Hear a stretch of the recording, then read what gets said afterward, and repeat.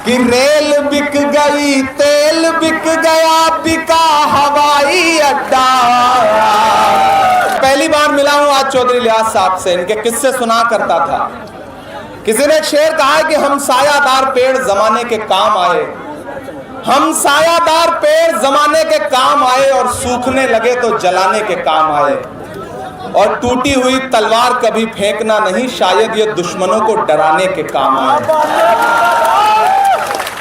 ये जो बुजुर्ग हैं ये हमारे सर का असासा हैं, हमारी दस्तार हैं, हमारी पगड़ी है, हमारा साफा है।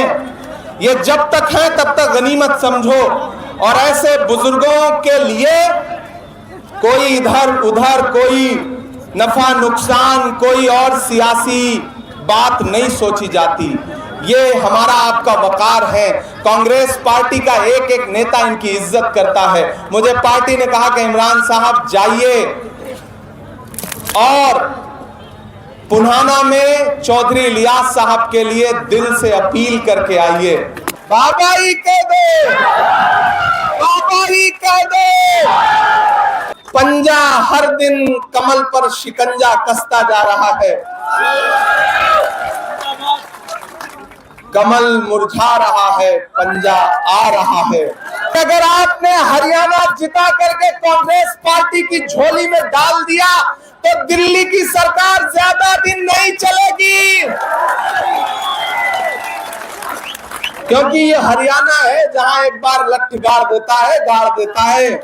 जितना भाजपा की रैलियों में भीड़ होती है उतना तो यहाँ स्टेज पर बैठे हुए हैं। मुझे पता है वोट मांगने की आपके बीच में जरूरत नहीं है, बस मैं तो आपको सैल्यूट करने, आपको सलाम करने आपकी मिट्टी में आया। आपसे 2-3 जिम्मेदारी भरी बातें करना चाहता हूं। आने वाली 5 तारीख को आपको अपने घरों से बाहर निकलना है, और न सिर्फ पुन्हाना के मुस्तकबिल का फैसला करना है बल्कि हरियाणा के मुस्तकबिल का भी फैसला करना है।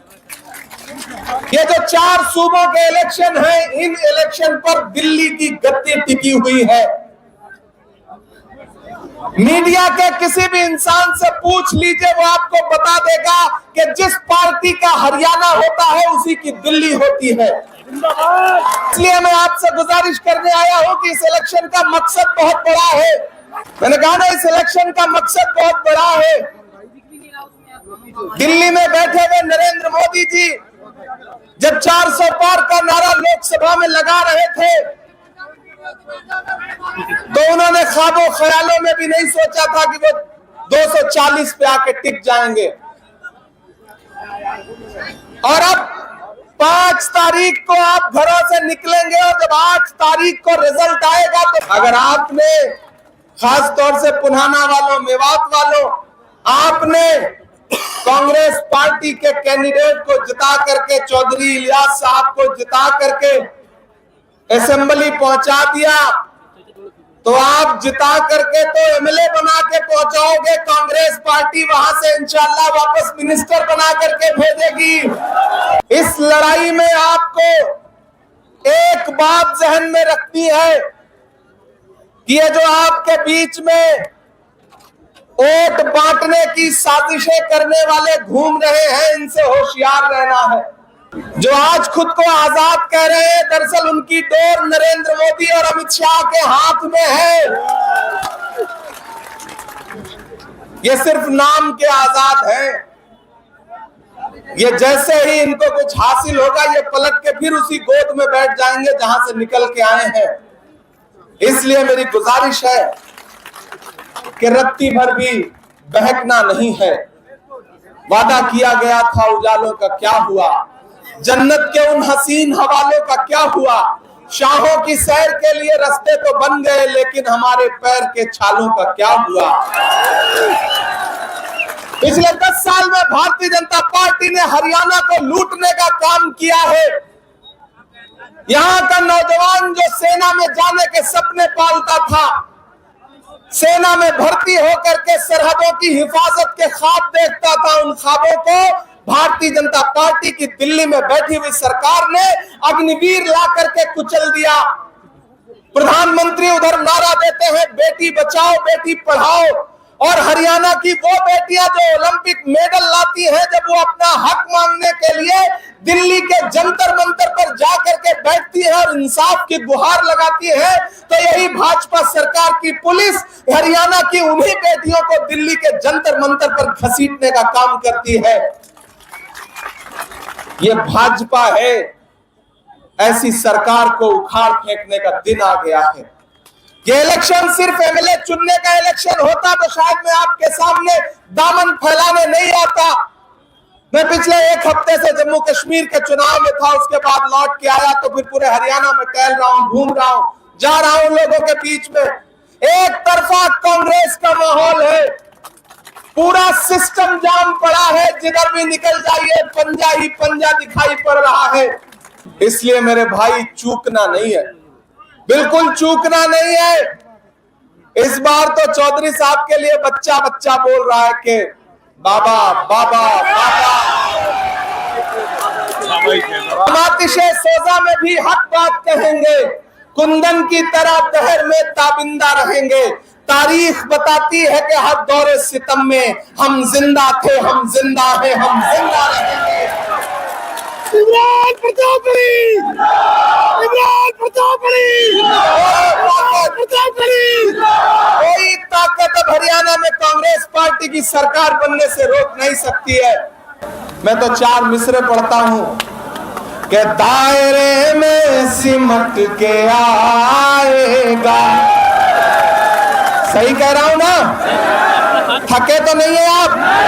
मुझे पता है पिछले 5 घंटे से इंतजार कर रहे हैं, लेकिन ये पुनाना के लोग हैं, नई बिछौर के लोग हैं, इतनी जल्दी थकने वाले लोग नहीं है। कि दायरे में सिमट के आएगा, हर रवायत से हट के आएगा। आंधियों को जरा खबर कर दो, आंधियों को जरा खबर कर दो, शेर वापस पलट के आएगा। भाजपा की रैलियों में भीड़ नहीं है, किराए के लोग लाए जा रहे हैं, और वो जो किराए के लोग हैं ना, उनमें जोश है ना हौसला है।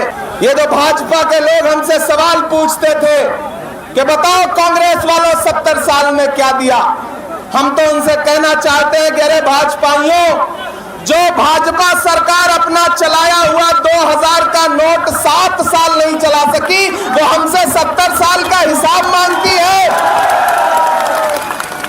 नरेंद्र मोदी जी झूठ बोलते हैं, इस देश के प्रधानमंत्री हर सुबह शाम झूठ बोलते हैं। मैंने उनसे बड़ा अदाकार नहीं देखा है।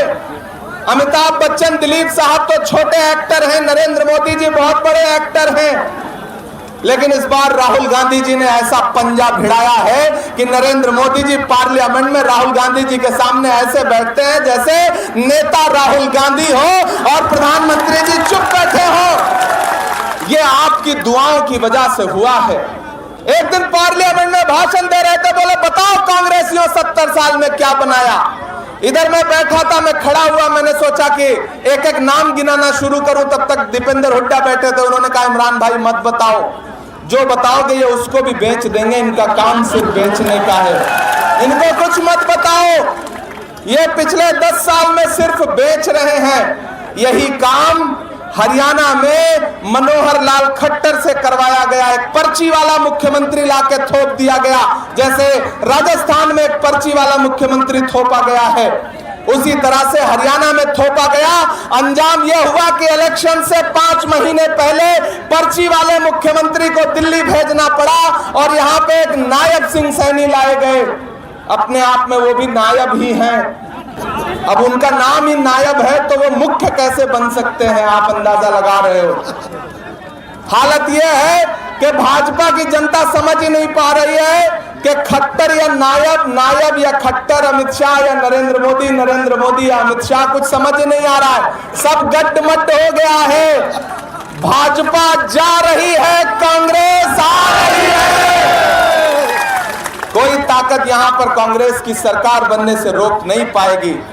आने वाली 5 तारीख को घरों से बाहर निकलिए और एक बात जहां है जैसे है, बहुत खामोशी के साथ मुझे सुनिएगा जो बात कहने जा रहा हूं। मेवात वालों, यह इलाका मेरे लिए नया नहीं है। आप इस बात के गवाह हैं कि मैं आपकी खुशियों में शामिल होता रहा हूं या ना होता रहा हूं, लेकिन मैं आपके गम में जरूर शामिल होता रहा हूं। जब इस इलाके के कहीं भी किसी इंसान के आंसू बहे हैं तो इमरान प्रतापगढ़ी बिना किसी सियासी नफा नुकसान के आपके दरमियान में आया है। और जब राहुल गांधी जी ने मेरा हाथ पकड़ के मुझे देश की पार्लियामेंट में बिठाया तो मैंने वहां खड़े होकर के पहलू खान से लेकर रकबर से लेकर के हाफिज जुनैद से लेकर के हर इंसान का नाम पार्लियामेंट में लिया है, उनके खिलाफ जुल्म और सितम को गिनाया है। जो चीजें अब इतिहास में दर्ज हो चुकी हैं, पार्लियामेंट की कार्रवाई में वो नाम दर्ज हैं, उन्हें मिटाया नहीं जा सकता। आपके इस बेटे ने आपके लिए ये किया है, इसलिए आप पर मेरा हक है। मैं आपसे एक बात बहुत जरूरी कहने आया हूं। आप बहुत जज्बाती लोग हैं, बड़े भोले लोग हैं, सच्चे लोग हैं, जल्दी से किसी की बातों में आ जाते हैं। लेकिन एक बात मुझे बताओ मेवात वालों, पुन्हाना वालों, याद करो आज से 2 साल पहले का वो मंजर जब पूरे मुल्क में नफरत का माहौल बनाया गया था। कोई उस नफरत के खिलाफ बोलना पसंद नहीं कर रहा था। लोग आपकी परछाइयों से दामन बचा रहे थे। ऐसे में दिल्ली में एक इंसान उठ खड़ा हुआ और उसने कहा कि मैं कन्याकुमारी से कश्मीर तक पैदल जाऊंगा, अपने पैर के छालों की परवाह नहीं करूंगा। एक नारा लगाऊंगा कि नफरत छोड़ो भारत जोड़ो। एक नारा लगाऊंगा कि मुझे नफरत के बाजार में मोहब्बत की दुकान खोलनी है। उस इंसान का नाम राहुल गांधी है। मैं चला हूं राहुल गांधी के साथ 4000 किलोमीटर। जब मैं चलता था तो मुझसे मीडिया के साथी कहते थे कि इमरान साहब आप राहुल गांधी के साथ चल रहे हैं, आप क्या कहेंगे? तब मैं कहता था कि जो हर जालिम से टकराएगी वो आंधी बनाऊंगा, जो हर जालिम से टकराएगी वो आंधी बनाऊंगा। नए अंग्रेज आए हैं, नया गांधी बनाऊंगा।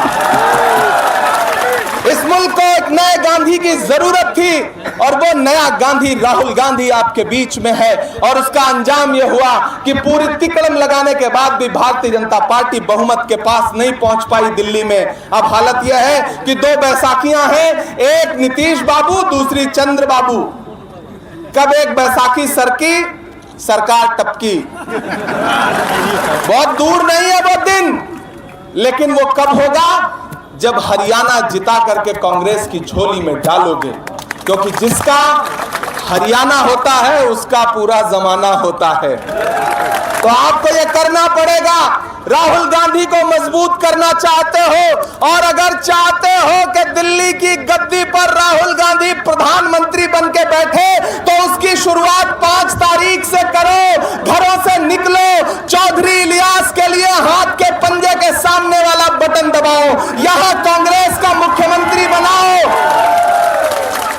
और आने वाले दिनों में वो दिन दूर नहीं है जब दिल्ली में भी कांग्रेस पार्टी की सरकार बनेगी। और ये जितने नफरत के अलंबरदार हैं, ये अपनी नफरत लेकर के अपने अपने घरों में बैठ जाएंगे। आप तो इस बात पर ईमान रखते हो ना कि मजदूर का पसीना सूखने से पहले उसकी मजदूरी उसे दे देनी चाहिए। रखते हो ना इस बात पर ईमान? ये हमारे बुजुर्गों का कौल है। हम इस बात पर ईमान रखते हैं कि मजदूर का पसीना सूखने से पहले उसकी मजदूरी उसे दे देनी चाहिए। मैं आज पुन्हाना के नई बिछौर में 12 गांवों के तमाम सरपंचों, तमाम अवाम के बीच में खड़ा होकर के यह कहना चाहता हूं कि मैंने देखा है राहुल गांधी के पैर के छाले, मैंने देखा है राहुल गांधी के माथे का बहता हुआ पसीना। मैं आज पुन्हाना में आपसे राहुल गांधी की मजदूरी मांगने के लिए आया हूं और वो मजदूरी है कि राहुल गांधी जी ने चौधरी इलियास साहब को अपना प्रतिनिधि बना करके, नुमाइंदा बना करके आपके बीच में भेजा है। अब आपकी जिम्मेदारी है कि चौधरी इलियास साहब को असेंबली पहुंचाइए। मैं कोशिश करूंगा कि आप अपने इस बुजुर्ग को असेंबली विधायक बना के पहुंचाओ और कांग्रेस पार्टी इन्हें वापस मिनिस्टर बना करके आपके बीच में भेजे। ये मैं कोशिश करूंगा। नया पाने की चाहत में पुराना छूट जाता है, तुझे अपनाऊं तो मुझसे जमाना रूठ जाता है।